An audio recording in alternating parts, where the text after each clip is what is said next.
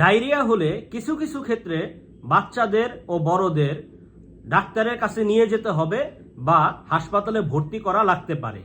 শিশুকে কোনো কিছুই খাওয়ানো যাচ্ছে না বা খুবই সামান্য পরিমাণ খাওয়ানো যাচ্ছে। শিশুকে কোনো কিছু খাওয়ানোর পর সব কিছু বমি করে বের করে দিচ্ছে।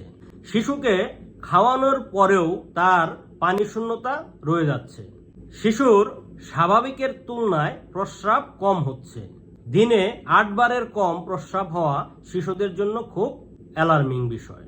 মাথার সামনের দিকের নরম অংশ যদি ডেবে যায়। ডায়রিয়ায় আক্রান্ত রোগীর চোখ বসে গেছে বা অক্ষিকটরের ভেতরে চোখ ঢুকে গিয়েছে। কান্না করার সময় শিশুর চোখ দিয়ে পানি পড়ছে না বা খুবই সামান্য পরিমাণে পানি পড়ছে।